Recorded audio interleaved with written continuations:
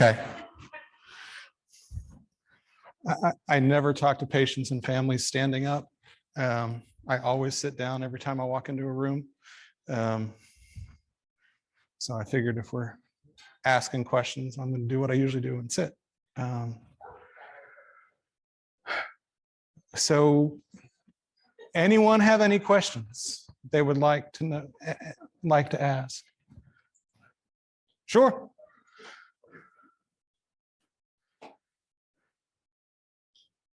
So you didn't talk about it. I think you might have talked about it maybe in another session, but a lot of our kids have issues with blotchy, hot spot skin. Yes. That in my daughter, I don't think of it as being related to just dystonia is not happening kind of at the same time. But can you talk a little bit about these, what you know about this kind of where Sure. one part of your body is warmer than the other? And right.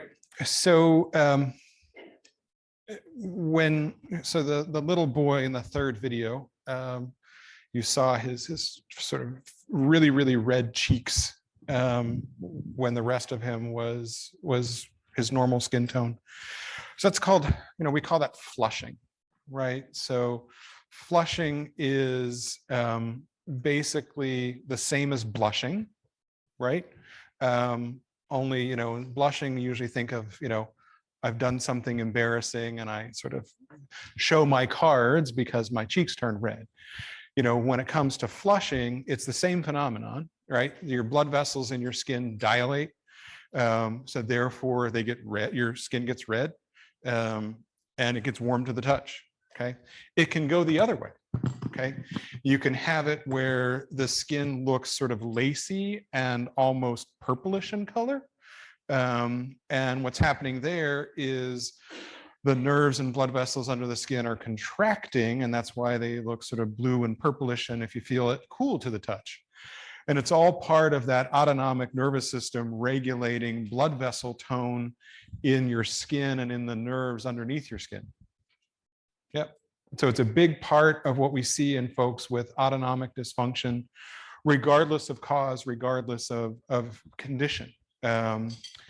So in its most extreme form, you can have that sort of flushing to the point where the whole hand or arm or leg or foot will be completely red and swollen and painful to the touch. And that's also a problem where the nerves in your skin are basically firing too much and causing a flushing to the point of swelling and pain. Yeah, it's all real. It's all part of, yeah. And it's can be quite miserable. And that's why, what I tell patients and families, my nurses tell patients and families every time somebody is coming to see me, the glorious thing about cell phones is we can now get everything on video. So I tell patients and families, get it all on video, send it to me, bring it with you, because it may not happen when I'm in the office with you, but if I can see it, I can tell you what it is. Yeah. I wanted to ask you, when you talked about dopamine, it made me think, what about the class of drugs, the antipsychotics or neuroleptics? Do they make things better or worse for the autonomic stuff? So, the neuroleptics, so I didn't talk about the neuroleptics because of the fact that they, pharmacologically speaking, right? They're what we call dirty drugs, right? So they act unlike something like trileptal, okay, or oxcarbazepine, okay, something like carbamazepine, where the way it works is it works on a single channel, right? So both trileptal and oxcarbazepine, or carbamazepine and oxcarbazepine, act by changing sodium channels, okay? The way the neuroleptics work, whether it be the old neuroleptics like Haldol and Pimozide, and the newer ones, risperidone, Abilify, is they act on multiple different receptors, multiple different neurotransmitters. So when you use those agents, especially in complex patients, you're going to get side effects in other organ systems that you don't anticipate. And then the long-term side effects of those agents, weight gain, changes in cholesterol levels, risk of developing type 2 diabetes. It's a hard pill to swallow as a pediatric doctor to say, I'm going to use those in an already medically complex kid. And that's why whenever I'm considering, do I need to use something of that nature? That's, when I think about, and I do, in my patient population that I see, the thing that helps me to figure out what I'm going to use is getting neurotransmitter levels on my patients to help guide me, because I don't know. So if they're dopamine, say they could have dystonia and all these symptoms, but they could actually be dopamine deficient. Okay. In which case I'm going to use medications that increase dopamine levels, things like amantadine, things like carbidopa, levodopa. If you have somebody who's dopamine deficient and you give them a dopamine blocker, they're going to get a whole lot worse, right? So rather than sort of take the trial and error approach, if there's a chemistry approach that I can use, if I can say, okay, here I know what's going on now, because I have this test that tells me what the chemistry is of your child's brain, that's going to guide my treatment. So most of the time, whenever I'm not sure, or the child's simply too medically fragile to undergo a semi-elective procedure, I'll use meds that don't touch dopamine at all to treat dystonia. I'll use medications that maybe work on acetylcholine, or a medication like baclofen, which works on GABA, so that I avoid the potential for either too much or too little dopamine by picking a different neurotransmitter that can also treat dystonia. And if you had asked the younger me, 20 some years ago when I first started, I would have been a lot more, yeah, let's try it. But 20 some years of clinical practice and seeing patients come to me with side effects, and sometimes permanent side effects of those medications, I've become a lot more cautious than 20 years ago me, which actually had the same haircut then. No, I was so follicularly challenged in high school. My senior gag gift was a box of Miracle Grow. True story. So that's why I shy away from those. Just decades of experience. We have some questions online. The first question is, can the impact from PSH result in hypoactivity, such as low respiration, no sweating, low temperature, slow GI motility, erratic sleep patterns? So no. So that is, in fact, the opposite problem. And I didn't go into the opposite problem, but the opposite problem does exist, where you have autonomic insufficiency or autonomic failure. And the symptoms of autonomic insufficiency are low body temperature, sedation, slowed gut motility, slowed heart rate, decreased sweating. And that is a real entity. It's much more rare. When I think about the number of patients that I have across the movement disorder neurogenetic realm who have that phenomenon versus PSH,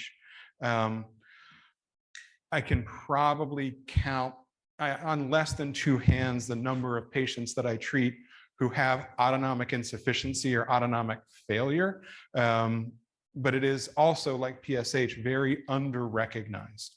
Now, in those patients, you don't really need the CSF neurotransmitters, because based on the fact that they're cold, sleepy, no gut motility, and slow heart rate, you know they have dopamine deficiency. There's no question. So you use medications to increase autonomic output. And what I use are the ADHD medications. I use the stimulant medications, right? Because they stimulate the central nervous system. The nice thing about stimulants is they come in medically complex patient-friendly forms. There are skin patches, there are liquids, there are extended release liquids, because all of my patients who have that problem aren't taking pills by mouth. So yeah, there's all kinds of ways to treat that problem, which is the exact opposite of what I talked about. Thank you. Sorry.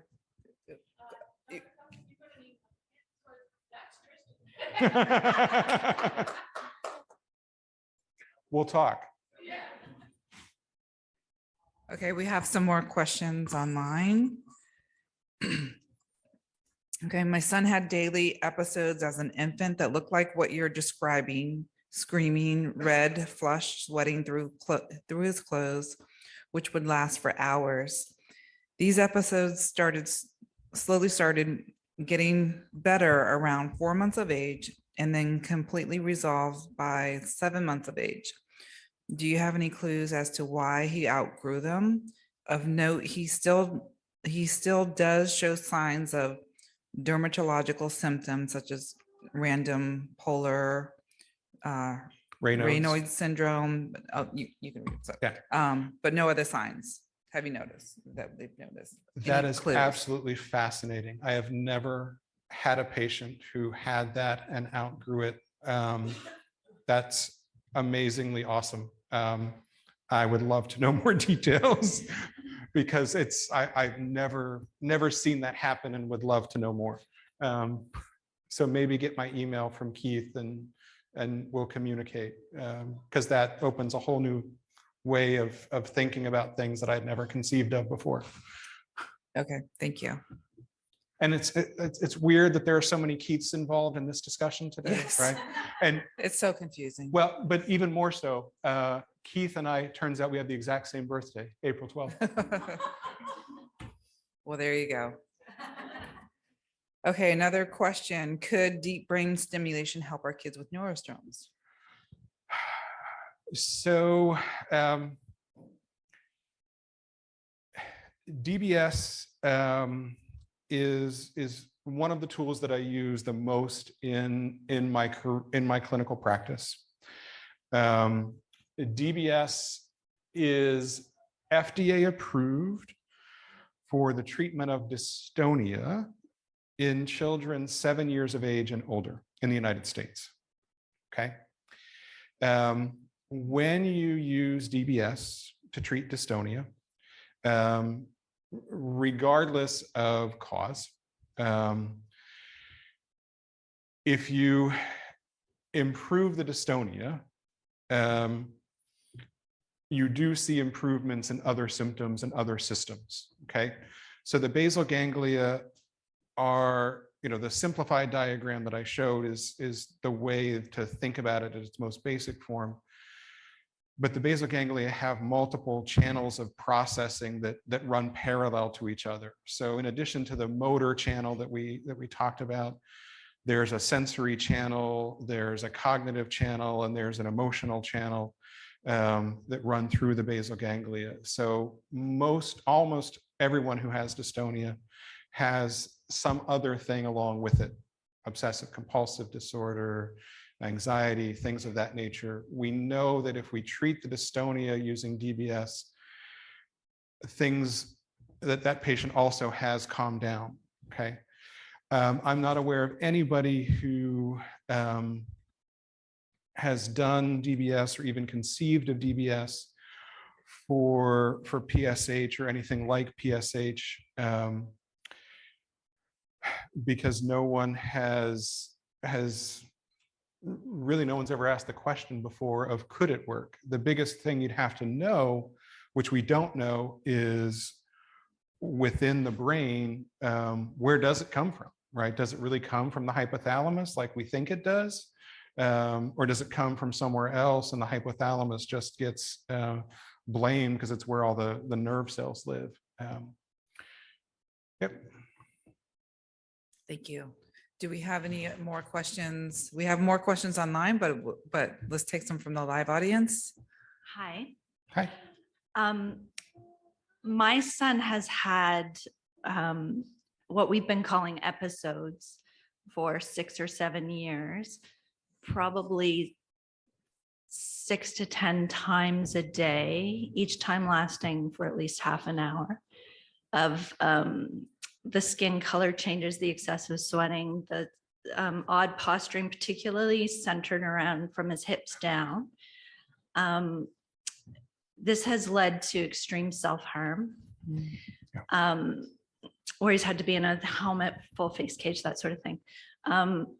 We tried lots of meds. I watched your presentation online last year and bawled my way through it because I felt like it was the first time anyone was recognizing what was happening to him. I'm getting emotional talking about it. I'm wondering if what's happened now is it's progressed into constant dystonia. So he's extremely arched. It's very much centered around his trunk rather than just the episodes of it. Is that something you've seen before? So one of the things about dystonia, so the question then becomes, is the primary problem the storming or is the primary problem the dystonia? Okay, so what we know about dystonia is that dystonia evolves over time. So dystonia often starts in humans as intermittent and temporary, and then can progress so that it is all the time, every day. Okay, so in hearing the story, it sounds like, you know, the big problem is a dystonia problem. And I would talk to the folks who treat him about treating the dystonia, because that's, you know, when dystonia progresses, it goes from intermittent to constant. And, you know, for those of you who's ever had a Charlie horse? Okay, hurts like heck, right? Okay, a Charlie horse is what dystonia feels like. Okay, it is dystonia. Okay, so almost all of us have experienced temporary dystonia, because that's what a Charlie horse is. Okay, you know, when you have a Charlie horse, your muscle sort of pops up off your leg or your toes curl. That's dystonia. Okay, so yeah, if he's having that much dystonia, the folks that treat him have to treat as dystonia. Thank you. Yeah. Thank you for the question. Okay, more questions online. Symptoms seem to be similar as you showed with GRI, but speech issues was not showing. Could speech also be affected by autonomic issues? So speech not as much affected by autonomic issues, but dystonia absolutely. So when you think about dystonia, if it affects your face, your mouth, your throat, you're talking like this because you can't get anything to move. Okay, so that's what dystonia can do to affect speech. So part of the way to understand movement disorders is you have to be able to say, okay, if I take my body and make these parts of my body not able to move, what do I look like? What do I feel like? What do I sound like? So yeah, that's how dystonia can sound of your speech. It can steal all of your speech. One of the big clues whenever I'm meeting a new patient with dystonia is how many consonant sounds they make versus how many vowel sounds they make. If you have dystonia involving your throat, your lips, your tongue, almost all of your vocalizations are going to be vowel sounds because you can't get your lips, tongue, or throat to make those sounds. So you often, when you treat dystonia, and it's awesome because you see this kid and he or she is not making any sounds at all, and or any consonant sounds at all, and you treat them and they come back and they're starting to use their lips, tongue, and mouth, and it's like, okay, yep, that's what it was. Wow.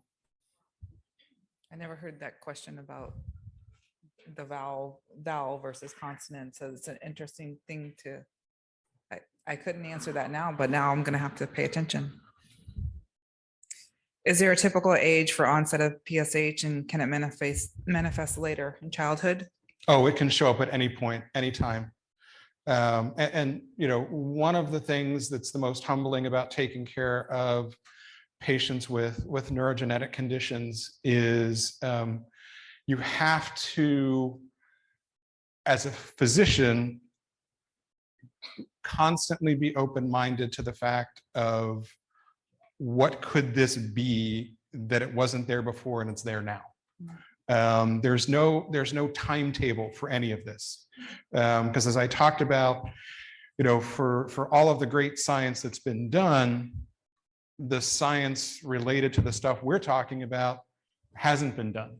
The basic science of what causes all of these symptoms in your children hasn't been done yet. Hasn't even made the radar of the folks doing the channel work, which is why I put it out there for them to start. Great, thank you. Are there any in person?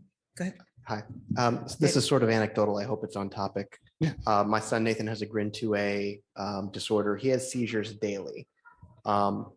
Usually after a seizure, he will either be knocked out or calm, or and falling asleep is a big trigger. This past Christmas, this most recent Christmas day, 7 p.m., he had a seizure. And then afterwards, instead of his normal sort of recovery, he got into this sort of very panicked, terrified, sort of gasping and afraid and looking side to side. Yep. And it lasted about a half an hour. And it was the first time that had ever happened. It's happened since then.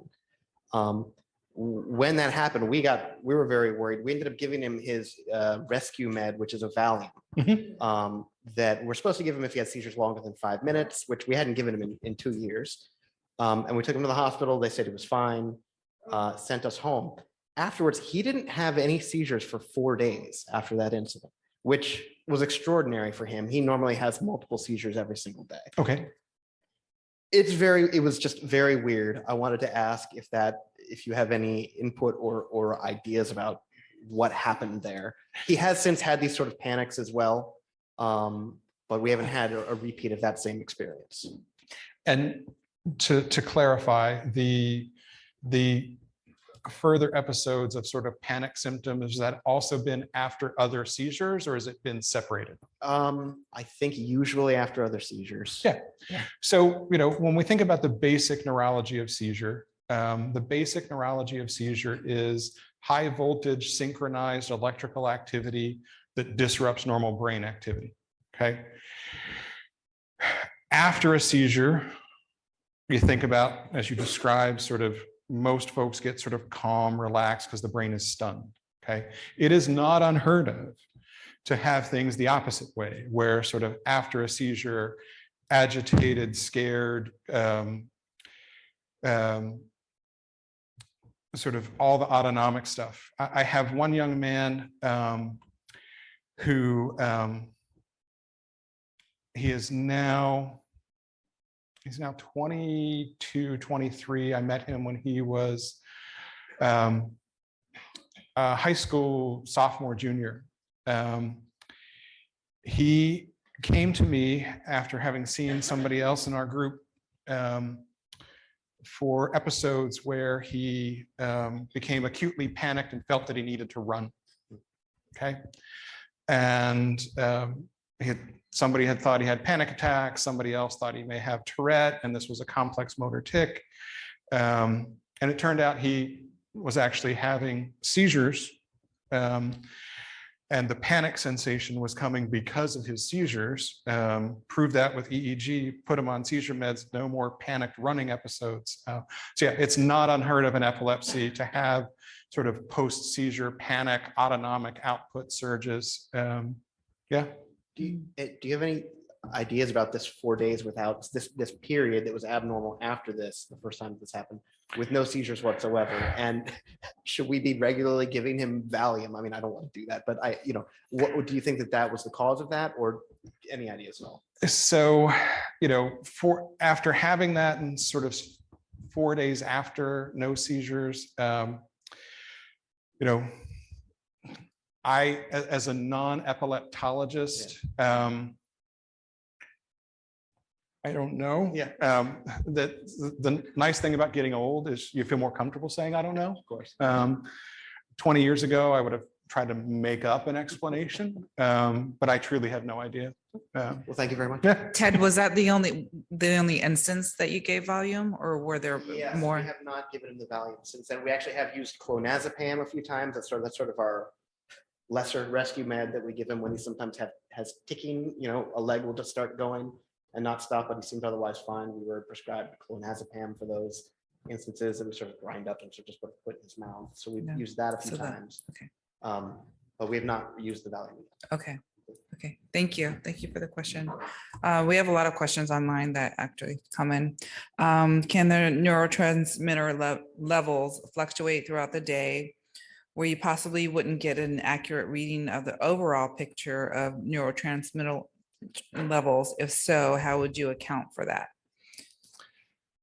Okay, so my colleague Keith Highland, as I told you, way too many Keiths involved in this conversation. So Dr. Highland has a very precise way that CSF neurotransmitter levels, CSF needs to be obtained to get neurotransmitter levels. They actually have to go in specialized tubes because the molecules are so quickly degraded. They also have to be kept extremely cold. So there is a whole protocol to collect CSF neurotransmitters that if that institutions like mine or Children's Hospital who has a bunch of neurologists who think about these groups of conditions, we do this procedure so regularly that our radiologists who do the procedure, our lab, everybody, it's all coordinated and orchestrated so that we get accurate results. So if that's something that your child's neurologist thinks may be worthwhile, they need to make sure they collect the sample right, prepare the sample right, and ship the sample right, or you won't get accurate results. It is a very precise test to be done. Okay. Oh, and for those of you who are interested in that, I was talking to one of the basic scientists from a biotech company who came to ask me questions, and you can get CSF neurotransmitter levels on mice. So my ask for them to start doing neurotransmitters on the mice looks like it may be a go. So. Great.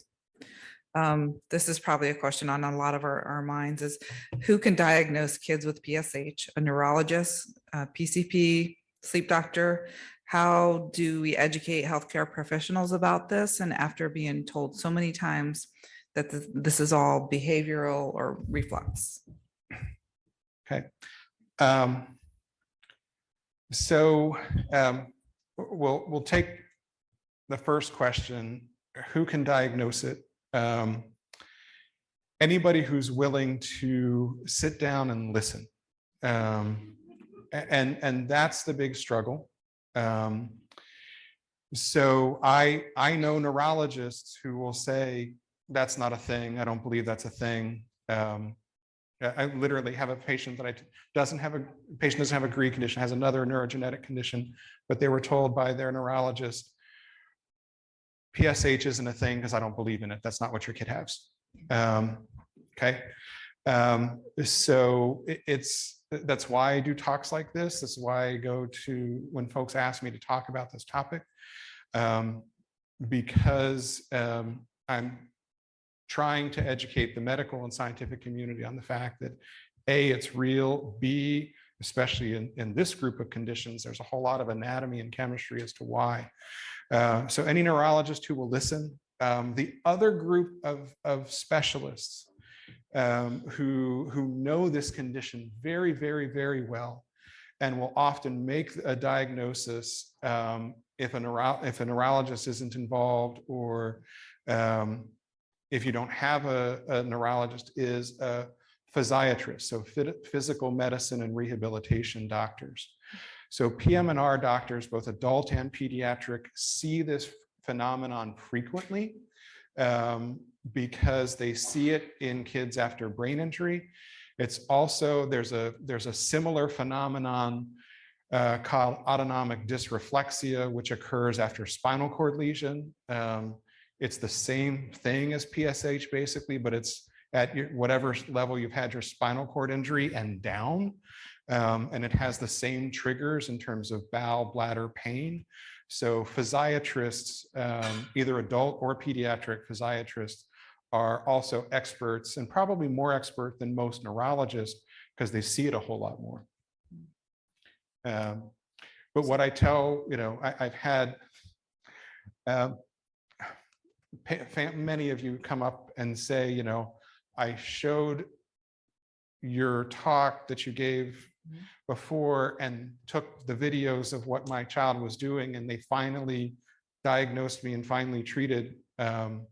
Yeah, you just need folks who are willing to sit down and listen. Thank you. We have more questions online, but are there any more live questions from the audience? This is just a quick question. I just wanted to clarify. What is the actual mechanism? So is it that the dystonia happens first and then the autonomic reaction happens in response to the pain? So it depends. Okay. So part of what I do, part of what keeps me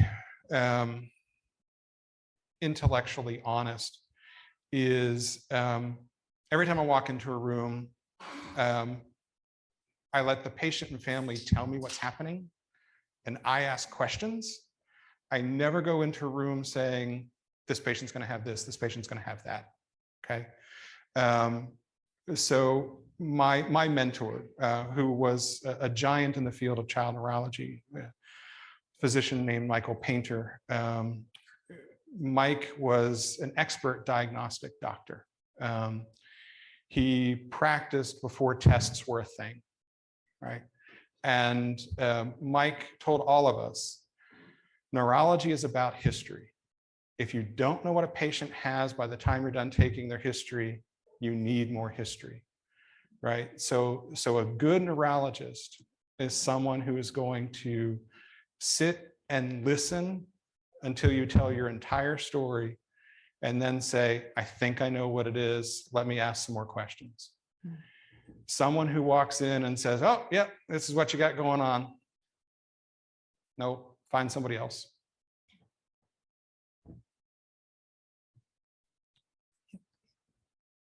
Come on up. This is all relatively new for me. So I have more of a basic question for you.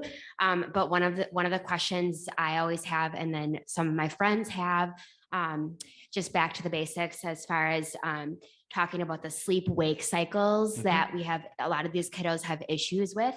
I know you were talking about, being within the hypothalamus and the autonomic nervous system. I was wondering if you could explain what is happening again to these kiddos and why sleep-wake cycles are such an issue. Sure. So they're multi, that's a great question and a very deep question.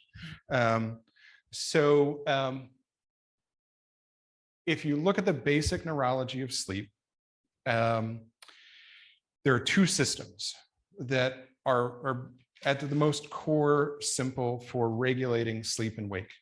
Okay. Your first system is your serotonin melatonin system, right? That's the system that if working properly, you have no problem falling asleep in a short period of time. Okay. Presuming that you don't have anything else that's keeping you awake, causing you pain. Okay. The symptoms of that system not working well are I'm calm, I'm relaxed, I'm not having pain, I'm not having dystonia. Everything else is cool. And I'm just laying there awake for hours. Okay. So when that system doesn't work, you get what's called primary insomnia, right? You just literally cannot fall asleep. Okay. The second system that's involved in regulating sleep-wake is the norepinephrine system. Okay. The typical phenomenology there is I fall asleep just fine. But then typically I wake up somewhere between 1 and 4 a.m. and I am up and I am ready to go. And I am up for hours and it is party time. Mhm. And no matter how much melatonin you give me, I'm not going back to sleep. Okay. That is a problem of way too much norepinephrine, because norepinephrine is what I talked earlier about arousal, right? When I talked about arousal, I meant waking up and being alert. If you've got way too much norepinephrine kicking in the middle of the night, it's midnight party time every night in your house. Okay. Who has that problem? Yeah. Yeah. That's the problem. Anytime. That's why I'm here. So a question on is Genomind tests similar to testing neurotransmitter levels? If I remember correctly, Genomind testing is, and I could Google it real quick. I promise that's what I'm doing if I pull up my phone. I'm pretty sure Genomind is a lab that does what is called pharmacogenetic testing. So in the world of neurology and neuropsychiatry, we use pharmacogenetic testing all the time. What that looks at is we all have genes that regulate how fast our body breaks down medications once we take them. You get one copy of a gene from your mom, one copy of a gene from your dad. And Genomind testing, the lab we use at Children's Mercy to do that is called 1-Ohm. And what that tells you is how do your enzymes break down medications, and you can look at, in some of the labs, the genetics of your different dopamine and serotonin receptors, but you can't actually measure the level of neurotransmitters. The other thing with neurotransmitters, there are labs that will claim that they can give you neurotransmitter results accurately from spit or from urine or from blood. There's a reason that I didn't talk about finding neurotransmitter levels that way, and we'll leave it at that. Okay, thank you. Laura, Sorry. go ahead. Yeah, just a question, and Keith, you and I talked yesterday, and I have so much gratitude because Bryson, literally before the clonidine for years, we thought he was having seizures, and now through working with our neurologist and with Keith, we realized that he's actually having PSH, and the clonidine has changed our lives from him having like 10 to 20 a day of these episodes to some days he doesn't have any.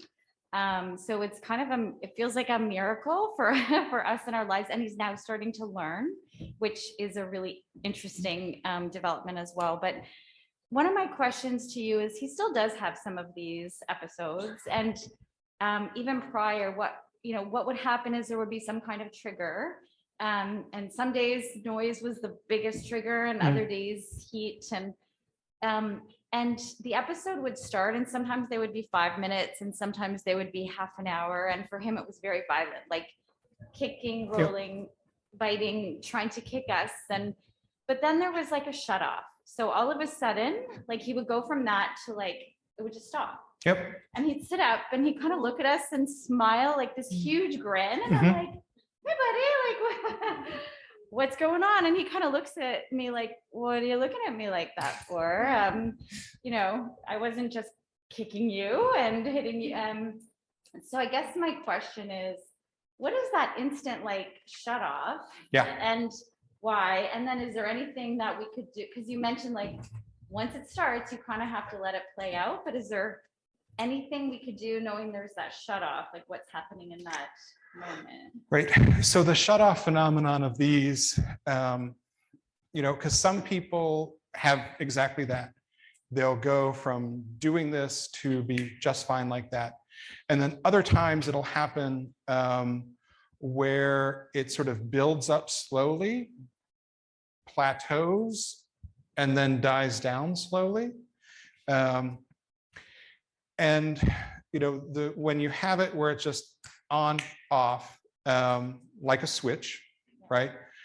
The only explanation when you have something that happens that abruptly is abnormal brain cell firing on, abnormal brain cell firing off, right? That's the only thing physiologically that would do that, right? Only abnormal activity, probably as I alluded, well, as I not indicated, probably from the hypothalamus. And then whenever that abnormal firing shuts off, he's like, hey, cool, I'm fine, right? I have a young man that I take care of who has a different condition, who has dystonia and has a DBS, and he had been seeing and is seeing our chief of psychiatry for many years. And his moms had asked me, like, do you think that there's anything neurologic to what's going on here? I said, well, tell me what happens. Like, there will be times, like 2 to 3 days, where he becomes Mr. Hyde, and he is angry and aggressive and hitting and kicking, and we don't feel safe. And then a couple days later, it goes away and it's like nothing ever happened. And he can't tell us why he did that. And I'm like, huh. So I did what I do. I'm like, let's try some clonidine. And this is a young man who walks. He has severe sensory neural hearing impairment. So a lot of his communication is by signing. And sure enough, gone. Right. So it can happen, to patients with all kinds of central nervous system dysfunction. And it's really, really that sudden sometimes. It's what keeps me off the streets. Yeah. Thank you. I use all of these one-liners with patients. Neurology should be funny, right? You should enjoy seeing your neurologist, right? We have lots more. Now flight's I not know till why 6. they made this for an hour. So our son has severe autonomic respiratory dysfunction while he's awake only. Here I go. Yeah. It's a long one. Yeah. So to us, so that everybody knows, to us here, he seems to be getting worse, longer periods of diatonic, more frequent clusters. His O2 levels are very unstable, chronically low. Do you see similar deteriorations in other kids' respiratory dystonia? Any recommendations? He's currently trialing for a CPAP map and tube. So anytime I see low CO2, that tells me hyperventilation, right?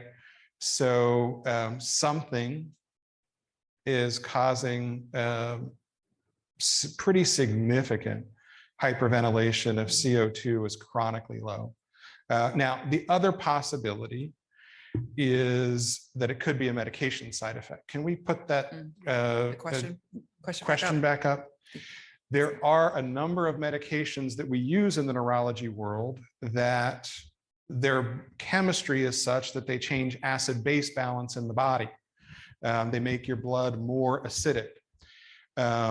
So the other thing to think about, if with this respiratory dysfunction while awake only, is the child on a medication that's causing what's called metabolic acidosis. So that's why the CO2 is low.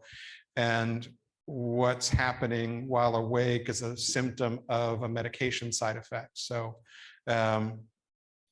yeah, it's one of two things there. Either hyperventilation or a medication that's causing the CO2. Finding the cause of the CO2 problem is going to help what's going on there.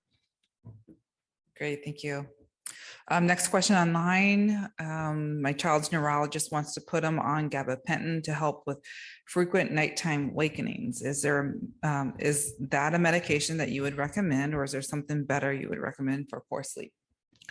So I absolutely love gabapentin as a medication. It is on my, in my top, super safe long-term medications. We use it frequently for a sleep disorder, sleep disruption. Without knowing more, I would say that, if you've got a neurologist who says gabapentin's the right answer, he or she's probably right. There are things besides nighttime wakening because of too much norepinephrine that gabapentin works really well for, like restless leg syndrome. So yeah, it's one of my top safe medications that I use very frequently across my patient population, regardless of diagnosis. Thank you. Anybody else? Hi, thank you, Dr. Coffman. I have a quick question about puberty. So what changes my puberty bring to all this? So puberty is what I tell my patients when it comes, and what I tell my parents and families when it comes to puberty onset, is it's going to be a wild ride. Okay. Whether you're male or female, it's going to be a wild ride. Okay. And the reason is puberty is a biological process, right? In that biological process, you have hormonal surges, okay? Regardless of whether you're male or female, you have hormonal surges, okay? When you're male and have hormonal surges, you typically think of irritable, cranky, grumpy, aggressive. You think low dose roid rage, right? When you're female, you can have the whole spectrum, right? In terms of irritable, cranky, tearful, because, and these surges are unpredictable, right? So whenever I have my patients, what I do counseling wise for my patients, as soon as we start to get into the 9, 10, 11 range, is I start asking all the questions of any underarm hair, any pubic hair, any breast development. And then I counsel about the fact that both young men and young women have hormonal surges. If you see symptoms that come and go and you can't explain why, then start keeping a calendar and try to look to see, is it every so many weeks? Is it every so many days? And if you start to see patterns, then you know, okay, this is hormones, and that's why it's there some days and there it's not. And that's why it's cyclical, because we all cycle even before we start to see the physical manifestations of puberty. Now, when it comes to anything regarding autonomic control and dystonia, I tell folks, I don't know which way it's going to go. Okay. I said, I've been doing this 2 decades. I've given up trying to predict what's going to happen with puberty, because I've seen a bunch of patients that puberty really agreed with them and really improved their overall quality of life and symptoms, and some that made a whole lot worse. Right. And part of that is that puberty, in terms of the time of age where it happens, is connected to some of the most robust brain development we have in our entire lives, right? So when you get into the tween and teen years, your prefrontal cortex really turns on and wakes up for the first time ever in your life. And that area of brain is what makes us able to do all the things we do as adults. So it really much is our internal filter, right? The reason little kids say and do whatever comes to their mind is their filter isn't on yet. Okay, this is the filter. It's the prefrontal cortex. I shouldn't say this. This is going to turn out badly. I shouldn't jump off of this. All of that stuff, right? So when you improve brain function by going and having that brain maturation, a lot of times when we see improvement, it's really not the puberty, it's really the brain maturity that's really driving the improvement. Okay. What I do with all of my patients as we start to get closer to puberty is instead of every 6 months, I see them every 3 to 4 months. Because I know it's going to go one of two directions, and I have to shorten how frequently I see them, or else I'm going to miss changes that are going to affect them. Thank you. More questions online. You may have answered this one already, but with a child with epilepsy, would getting tested for neurotransmitters gain additional information for treatment? So the relationship between neurotransmitters and epilepsy, there aren't many neurotransmitter disorders that cause epilepsy. So whenever I see a child who has epilepsy, what makes me think of needing neurotransmitter levels is either A, they've run the gamut of medications and treatments and have had no improvement, or B, in addition to their epilepsy, they're getting sent by one of my epilepsy colleagues for all the stuff we talked about. Those are the only two times that that in epilepsy, I would think about doing that testing. We have about 8 minutes left. Any more questions from the live audience? Got many more here. So for online is a question on ocular glycolytic crisis. Are there available meds to help? Are these okay to combine with clonidine? Okay, so for oculogyric crisis, one of the biggest things with oculogyric crisis is your child, is your family member taking a medication that could cause oculogyric crisis? Okay, so as I mentioned earlier during the main talk, dopamine is the neurotransmitter about which you think for oculogyric crisis. Part of the other reason that I avoid using medications that block dopamine activity is that one of the main risks you have in using those medications is causing oculogyric crisis. Okay, so anytime a child that I see is coming to me with oculogyric crisis, I go through their medication list, and if there's anything on their list that blocks dopamine, that medication needs to be eliminated. Otherwise, you end up treating a medication side effect with another medication, and that's just bad medicine. Thank you. Okay, another question online. In your presentation, you spoke about seizures that cause extreme laughing. This piqued my interest. My 2-year-old has daily episodes, sometimes multiple times a day, where her body stiffens, arms stiffen, fist clutch, leg stiffen, feet, toes pointed. She just begins to laugh like crazy. Her longest episode was about 30 seconds. After the laughing passed, she looked confused and concerned, like she didn't know what was going on. We didn't know what to think of it. Get it on video and take it to your neurologist as soon as possible.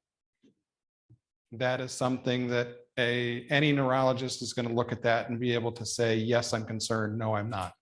Yep. When I started, people used to have to bring in their camcorders, right? Their VHS tapes, or their mini recorders. So we literally had to schedule time to come in and have them bring me their videos. the 20 years later, our electronic medical record, patients can send me a message in the portal and attach their video from anywhere. So it's made diagnosing those kind of things so much easier. But that needs to be shared with your neurologist as soon as possible. Great, thank you. How would you treat having too much norepinephrine if melatonin is not working for your child to sleep through the night? So melatonin doesn't work on norepinephrine. So melatonin works on the serotonin system. So the way you decrease norepinephrine is my good old go-to clonidine, right? Because that's what decreases norepinephrine release. So it's a very common thing for folks that don't take care of night awakening as physicians, just like, well, let's give them melatonin, give them melatonin, give them melatonin, because they don't know the norepinephrine piece. So. Okay. Next question online. My 14-year-old son has severe extra movements, which look like seizures, but aren't. Would describe guanfacine seem to be guanfacine seem to lessen these episodes, but now seem to have more again. Is this not a good medication for this movement disorder? Is it spelled G-U-A-N? G-U-A-N, yes. F-A-C-I-N-E? Well, that's how they spelled it, but Yeah. yes. Okay, so guanfacine is in the same chemical class as clonidine. It works same mechanism of action.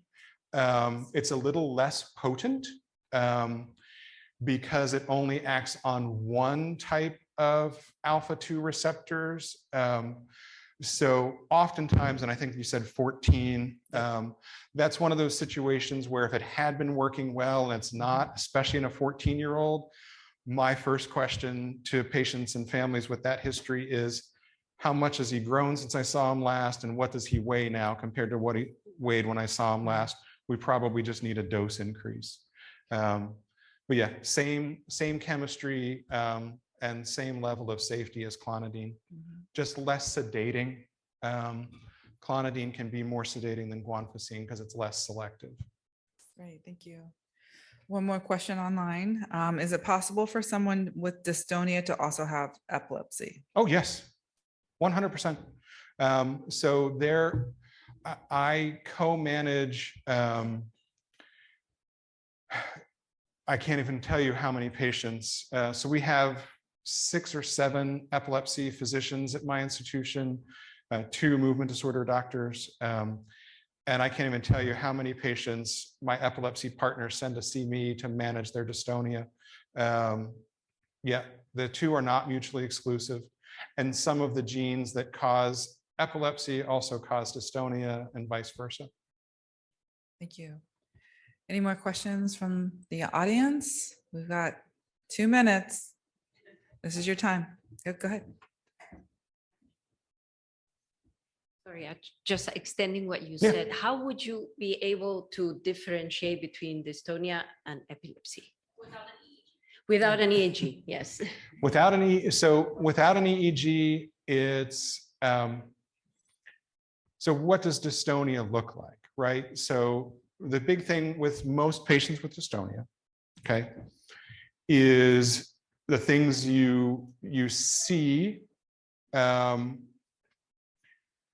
with dystonia. You will see, instead of sort of tonic posturing, right, you'll see twisting, turning, right? So what happens neurologically in dystonia is the muscles that both flex a joint and extend a joint contract at the same time and results in unusual posturing, okay? In epilepsy, seizures, you get these bursts of abnormal activity, and you often have both a tonic phase and a clonic phase of movement, but not twisting type movements, okay? So from a pure motor phenomenology standpoint, that's one of the big clues. The other big clue is, what do the pupils do? Okay, so most patients who are having seizures, pupils get big, Okay. Most people who are having dystonia episodes, they don't have a whole lot of pupillary change. Okay. The second thing is, are they at their baseline level of alertness while they're having the abnormal posturing, or are they clearly altered? Okay. So, one of the key things that this question comes up all the time is, how do you know without an EEG by watching somebody? Right. So a lot of folks are like, well, if, wave your hand in front of their face and do they respond? Well, if you're really dystonic, you may not respond. The best way, old school, right? No tests, old school. Get up close to them, right? And blow air in their face, okay? Somebody who's having an epileptic seizure whose sensorium is altered, they're not going to respond, right? Somebody who's having dystonia and is awake but a whole lot of pain, they're going to blink, they're going to pull back, they're going to have facial expression like, oh yeah, you are in there, you're just stuck right now. Simple neurology.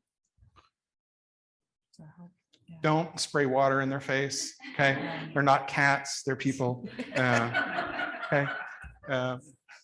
You hear some people say, well, just spray water. No, that's what you do for your cat to stop them scratching. You look like you have another question. No? We're good. Okay, good. Well, thank you so much. This has been so incredibly helpful and full of information. And please help me and thank you, Dr. Coffman.